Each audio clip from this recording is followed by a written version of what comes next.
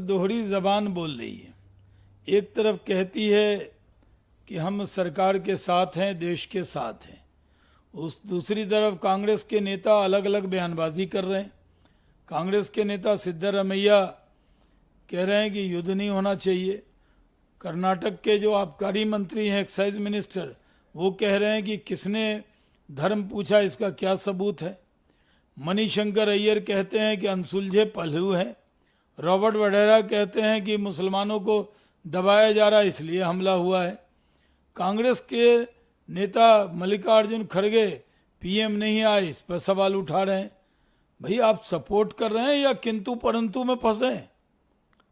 सीधा जब आपने एक बार सर्वदलीय बैठक में कहा कि सरकार जो कदम उठाए हम उसके साथ हैं, फिर किंतु परंतु इफ बट लेकिन ये क्यों लगा रहे हैं? इफ एंड बट मत कीजिए, पूरा देश देख रहा है। अभी इस मुद्दे पर देश के साथ मजबूती से खड़े रहिए, इसी में कांग्रेस का भी भला है और देश का भी भला है।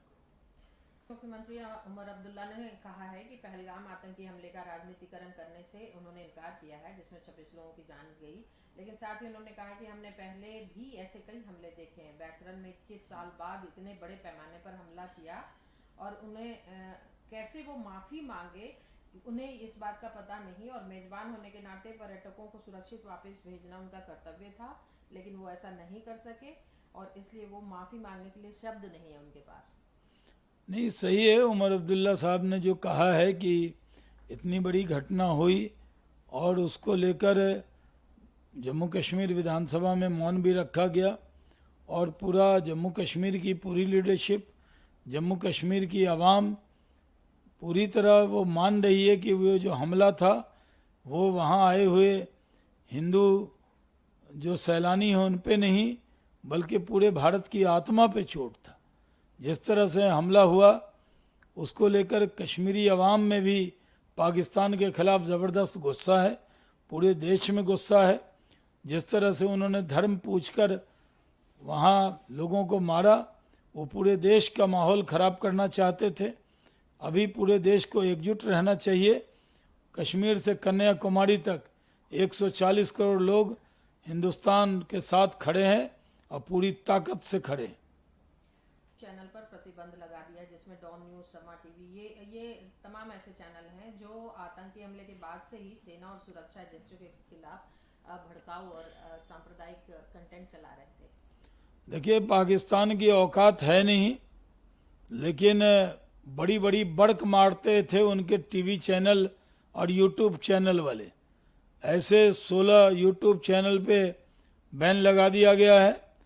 उनको हमारे लोगों के जख्म पर नमक छिड़कने की इजाज़त नहीं दी जा सकती।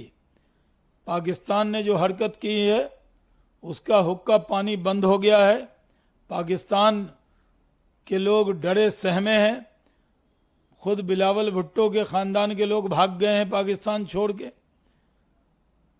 जो जनरल मुनीर है उसके ख़ानदान और रिश्तेदार के लोग भाग रहे हैं पाकिस्तान छोड़ के। यहाँ तक के सेना के लोग भी वर्दी छोड़कर भाग रहे हैं। ये हालत हो गई है पाकिस्तानियों की। उनको भारत के नाम से जो डर लगता था उससे नींद की गोली खा के जी रहे हैं वो। उनको पता है कि जो मर्ज उनको हुआ है उसका इलाज भारत करेगा ही। बयान के बाद एक बयान दिया था जिस पर काफी विवाद उत्पन्न हुआ था। अब उन्होंने सफाई दी है कि ये बयान की गलत व्याख्या की गई। बयान तो रिकॉर्ड पे दिया, हम सब ने सुना था। व्याख्या की क्या जरूरत है? व्याख्या तो वही कर रहे थे। वो तो कह रहे थे कि वो माइनॉरिटीज के खिलाफ मुसलमानों के पक्ष में आवाज उठाते हैं, इसलिए उनको ईडी ने बुलाया। ये बयान उन्होंने दिया क्या?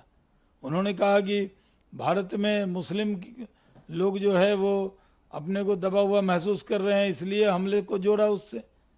तो रॉबर्ट वडेरा खुद ही न्यूज़ एजेंसी को बुला के बयान दे रहे थे और ये बयान किसी ने तोड़ा मरोड़ा नहीं है।